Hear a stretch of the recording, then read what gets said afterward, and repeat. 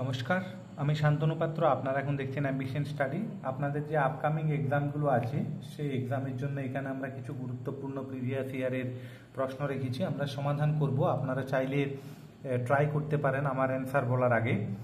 আমাদের প্রথম যে প্রশ্ন আছে, পল্লবদের রাজধানী কোথায় ছিল? পল্লবদের যে রাজধানী তার নাম হচ্ছে কাঞ্চিপুরম। তাহলে প্রথমটার অ্যান্সার হচ্ছে কাঞ্চিপুরম। পল্লবদের রাজধানী ছিল কাঞ্চিপুরম। এটা অনেকবার এসেছে বিভিন্ন এক্সামে। জাবতি প্রথার প্রবর্তককে, এটা খুব ইম্পর্টেন্ট। জাবতি প্রথার প্রবর্তক এটা হচ্ছে একজন মুঘল সম্রাট, সব থেকে ইম্পর্টেন্ট যিনি মুঘল সম্রাট, সেটা হবে আমাদের উত্তর। আপনারা আশা করি গেস করতে পেরেছেন। এটার উত্তর হচ্ছে সম্রাট আকবর।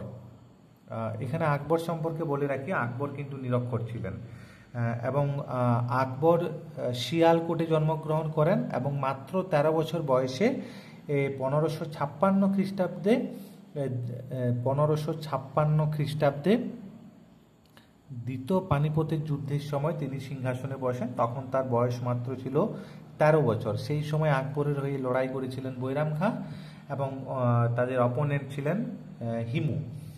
এইভাবে তারপর আমরা 1576 খ্রিস্টাব্দে দেখব হলদিঘাটি যুদ্ধ এবং এইভাবে কিন্তু এগিয়ে যাবে, আমরা পরে আলোচনা করব। রানা প্রতাপের রাজপুত বংশ, অর্থাৎ কোন রাজপুত বংশ থেকে তিনি বিলংস করতেন এটা এখানে জানতে চেয়েছে। এই রাজপুত বংশটার নাম হচ্ছে সিসোদিয়া রাজপুত বংশ। খুব ইম্পর্ট্যান্ট, এর আগে অনেকবার পড়েছে। রানা প্রতাপের রাজপুত বংশ হচ্ছে সিসোদিয়া। রানা প্রতাপ ছিলেন এই আকবরেরই সমসাময়িক এবং 1576 খ্রিস্টাব্দে হলদিঘাটের ব্যাটেলে একে অপরের বিরোধিতা করেছিল এবং সেই ব্যাটেলে কিন্তু আকবর জয়ী হয়েছিলেন। কোচবিহার পূর্বে কোন রাজ্যের অংশ ছিল? কোচবিহার পূর্বে ছিল কামরূপ রাজ্যের অংশ। কামরূপ রাজ্যের অংশ ছিল। পশ্চিমবঙ্গের কোথায় সিনকোনা চাষ হয়? পশ্চিমবঙ্গের মংপুতে। এটা হচ্ছে আমাদের পশ্চিমবঙ্গের উত্তর দিকের একটা জায়গা, মংপুতে সিনকোনা চাষ হয়। রাজ্যসভার সদস্য পদের মেয়াদ কত? রাজ্যসভার সদস্য পদের মেয়াদ হচ্ছে 6 বছর এবং যদি লোকসভা বলা হয় তাহলে মেয়াদ কত হবে? লোকসভা বললে মেয়াদ হবে 5 বছর। আচ্ছা, রাজ্যসভার সভাপতিত্ব কে করেন? উপরাষ্ট্রপতি। আর লোকসভার সভাপতিত্ব করেন কিন্তু লোকসভা স্পিকার, অর্থাৎ যে কয়েকজন এমপি থাকে তাদের মধ্যে সংখ্যাগরিষ্ঠভাবে যিনি নির্বাচিত হন তিনি কিন্তু এখানে অধ্যক্ষ হন। রাতের আকাশে তারারা মিটমিট করে কেন? তারার মিটমিট করার কারণ হচ্ছে আলোর যে প্রতিসরণ ধর্ম আমরা জানি, সেটার জন্য কিন্তু তারাগুলো মনে হয় যে মিটমিট করছে। প্রতিফলন মানে হচ্ছে পুরোটাই রিফ্লেক্ট করে চলে যাবে, প্রতিসরণ মানে কিছুটা রিফ্লেক্ট করবে, কিছুটা মাধ্যমটাকে ভেদ করে যাবে। তেজস্ক্রিয়তার আবিষ্কারক কোন বিজ্ঞানী? মানে বিজ্ঞানীর নাম জানতে চাওয়া হয়েছে। এটা হবে হেনরি বেকারল বা বেকারেল। বিভিন্ন বইয়ে বিভিন্ন রকমভাবে থাকে, হেনরি বেকারল বা বেকারেল। দেহের ভারসাম্য নিয়ন্ত্রণ করে মস্তিষ্কের কোন অংশ? মস্তিষ্কের লঘু মস্তিষ্ক দেহের ভারসাম্য নিয়ন্ত্রণ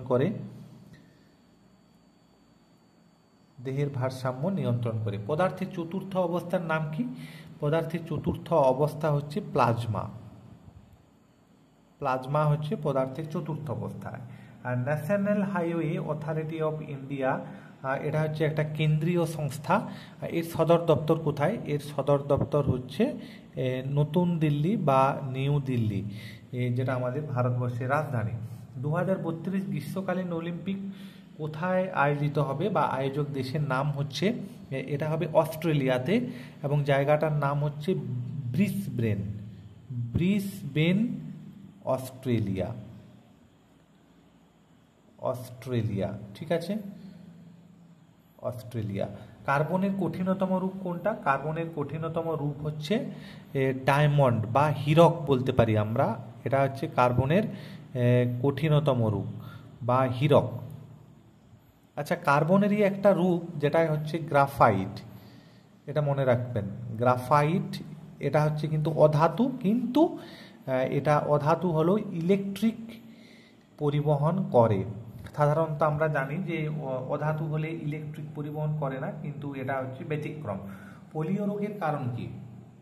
ভাইরাস, ব্যাকটেরিয়া না কি ফাঙ্গাস বলতে হবে। পোলিও ব্যাকটেরিয়ার কারণ হচ্ছে ভাইরাস, পোলিও ভাইরাস, ভাইরাসটার নামই হচ্ছে পোলিও ভাইরাস। তাহলে ভাইরাস হচ্ছে পোলিও রোগের কারণ। বৃক্ষের বয়স নির্ধারণ করা হয় বর্ষবলয় থেকে আমরা করতে পারি, অথবা কার্বন ডেটিং থেকে, অথবা কার্বন ডেটিং। এখানে কিন্তু অ্যান্সার হবে বর্ষবলয়। কার্য কি রাশি? কার্য হচ্ছে একটা স্কেলার রাশি। কার্য হচ্ছে একটি স্কেলার রাশি। হলদিঘাটি যুদ্ধ কত সালে হয়েছিল বলতে চাওয়া হয়েছিল? 1576 সালে। আমরা আগেই বলেছি রানা প্রতাপের সাথে হয়েছে আকবর। আকবরের হয়ে এই যুদ্ধ লড়েছিলেন মানসিংহ, তার অন্যতম সেনাপতি। দ্বিতীয় তরাইনের যুদ্ধ কত সালে হয়েছিল? প্রথমটা হয়েছিল 1191, দ্বিতীয় তরাইন হয়েছে 1192। পৃথ্বীরাজ চৌহান এবং মোহাম্মদ ঘুরির মধ্যে এই দ্বিতীয় তরাইনের যুদ্ধে কিন্তু মোহাম্মদ ঘুরি জয়ী হয়েছিলেন এবং প্রথম ভারতবর্ষে মুসলিম শাসকের আধিপত্য বিস্তৃত হয়। ধন্যবাদ ভিডিও দেখার জন্য। তোমাদের ভালো লেগে থাকলে অবশ্যই লাইক, শেয়ার, কমেন্ট করো। আর WBP প্রিপারেশনের জন্য আমার চ্যানেলটি সাবস্ক্রাইব করে নাও, নোটিফিকেশন অন করে নাও।